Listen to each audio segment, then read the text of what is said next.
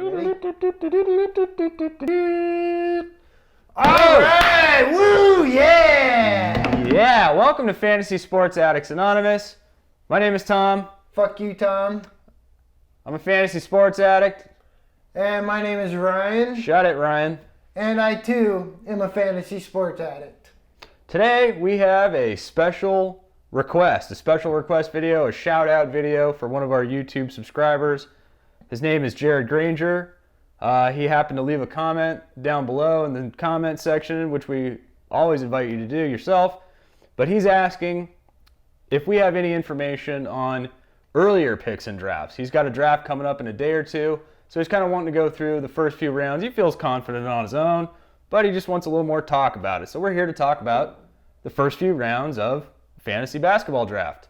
And before we get started, for this video, we decided to join a mock draft. And in this mock draft, we actually ran into a fellow fantasy sports addict, Richard. Another viewer who's a fan, so that made us feel good. That was fun. Anyways, thanks, Richard. Thanks for watching. And it was good running into you in the mock draft. Hit some choice comments about us. But, okay, so back to Jared's question. Do we have any stuff on the earlier picks? We don't, but now we do. So we're here to talk about it. Ryan, you picked third. I picked 12th. So we both kind of went with separate strategies. This is part of a larger series of videos about draft strategy. Probably, 4 or 5 parts?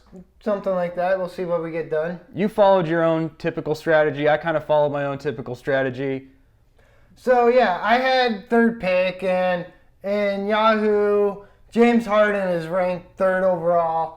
But I specifically went with LeBron James just so I can build the team the way I like, because I know having an early pick on that second wraparound is perfect for punting free throws. Sure. So I went with LeBron James with number 3, and then for my second and third picks, I went with DeAndre Jordan and Andre Drummond.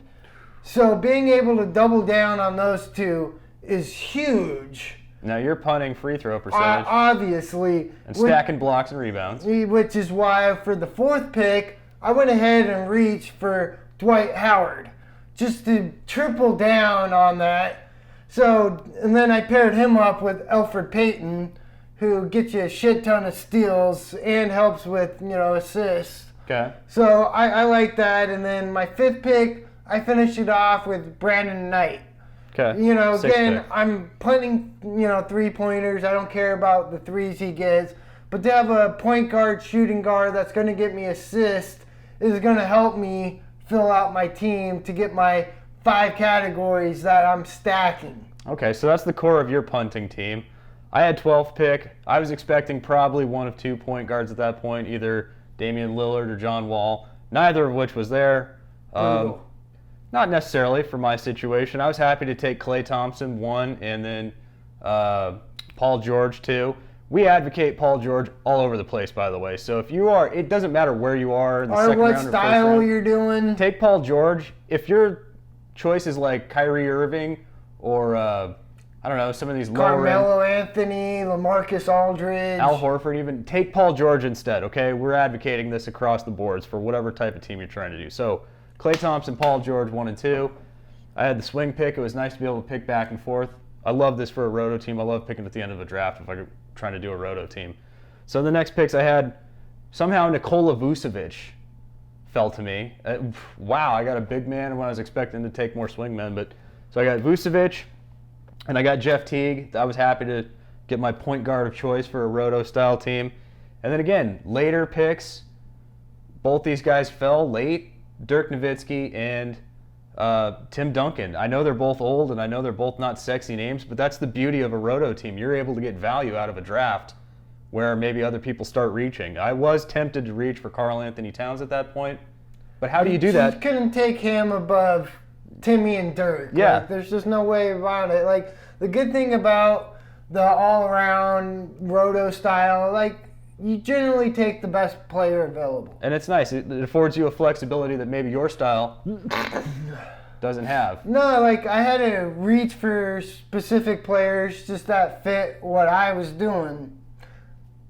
like later in the draft, I finished it off with Rondo and Hibbert and Burke and Smart. So just players that fit what I was doing. And where I had old players here with Dirk and Tim, I was able to go young. I was able to take like some Julius Randle type stuff. So anyways, you set up your foundation. Early picks set up your foundation. This is why this was a good question. So thank you again, Jared Granger. This is why everybody should subscribe and leave comments, because we'll give you personalized videos. You got an idea for a video, something you want to answer, just let us know. We're happy to do it. All right, so good luck coming up, Jared. Ryan, you want to close with the fantasy sports perks? Absolutely. All right. Fantasy gods, please grant me the serenity to set my ideal lineups and the courage to add drop aggressively and the wisdom, as always, to make good trades. Amen. All right, Amen. Thank you for watching. Check out our website, fantasysportsaddicts.com. Hit us up on Twitter at letter F, letter S, the word double, letter A at FSAA. Subscribe to our videos, leave a comment. Also give us a thumbs up, and we'll keep cranking out the content you guys need. All right. Good luck. Woo! Woo! Yay!